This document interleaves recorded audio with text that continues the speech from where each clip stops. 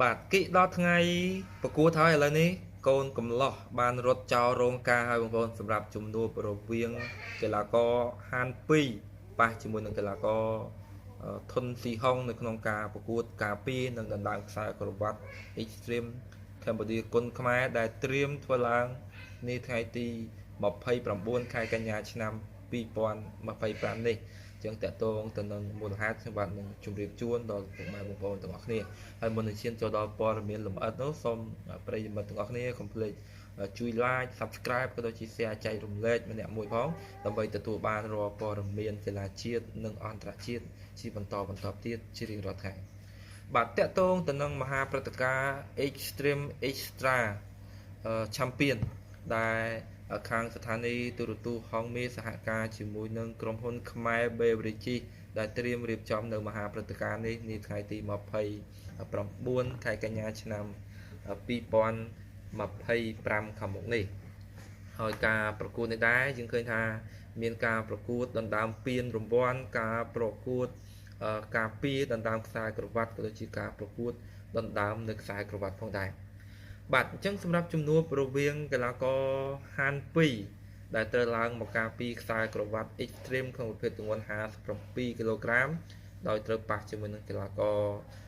ធុនស៊ីហុងឥឡូវនេះគឺត្រូវបានមានការអាក់ខានហើយបើតាមការលើកឡើងរបស់បងប្រុសគ្រីពីលុតដែលជាអ្នករៀបចំការប្រកួតនៅក្នុងសង្វៀន Extreme ផ្ទាល់តែម្ដងដោយ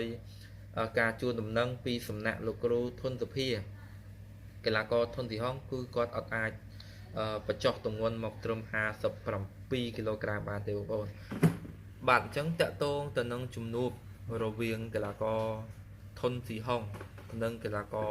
ហាន2នេះភាគរយខ្ពស់ប្រហែលជាមិនអាចធ្វើការប្រកួតការពារនិងដណ្ដើមខ្សែក្រវ៉ាត់ទេបងប្អូនបើតាមការជួនដំណឹងពី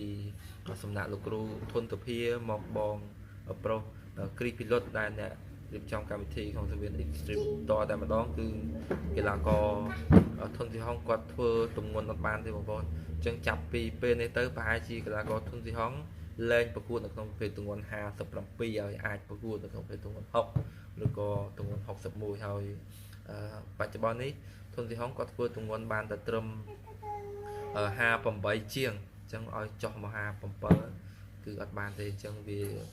ជារឿងមួយដ៏សោកស្ដាយដែរថាតែទីថ្ងៃប្រកួតហើយក៏ស្ដាយឱកាសរបស់កីឡាករធុនស៊ីហុងខ្លាំងមែនទែនបងប្អូននេះជាឱកាសហើយសម្រាប់គាត់នៅក្នុងការដណ្ដើមខ្សែក្រវ៉ាត់ពីកីឡាករហាន់2អញ្ចឹងគូនេះបើសិនជាធុនស៊ីហុងធ្វើទម្ងន់បានប៉ះគ្នាគឺឆ្ងាញ់ភ្នែកហើយបងប្អូនតែអត់មានទេគឺមានតែចូលរួមសោកស្ដាយដោយសារតែគាត់ធ្វើទម្ងន់អត់បានប៉ុន្តែការប៉ះគ្នាលក្ខណៈមិត្តភាពយើងមានតែរងចាំអត់នៅការបញ្ចេញជាផ្លូវការរបស់បងភីលុតដែលជាអ្នករៀបចំកម្មវិធីបន្តតែម្ដងហើយសម្រាប់មហាព្រឹត្តិការណ៍ធំនេះគឺមានច្រើនគូមែនតើបងប្អូនគឺសុទ្ធតែជាគូលំដាប់ប្រចាំនៅប្រទេសកម្ពុជារបស់យើងតែម្ដងទាំងកីឡាករគុនខ្មែរក៏ដូចជាកីឡាករបរទេសដែលត្រៀមអង្រួននៅមហាព្រឹត្តិការណ៍ Extreme Cambodia គុនខ្មែរនៅថ្ងៃទី29ខែកញ្ញាឆ្នាំ2025នេះចឹងសម្រាប់ប្រិយមិត្តពុកម៉ែបងប្អូនកុំភ្លេចចូលរួមតាមដានទស្សនាការប្រកួតនេះទាំងអស់គ្នាជាចុងក្រោយខ្ញុំបាទក៏សូមអរគុណសម្រាប់ប្រិយមិត្តទាំងអស់គ្នាដែលបានចូលមកស្ដាប់ទស្សនាជួបគ្នាវីដេអូថ្មីក្រោយទៀត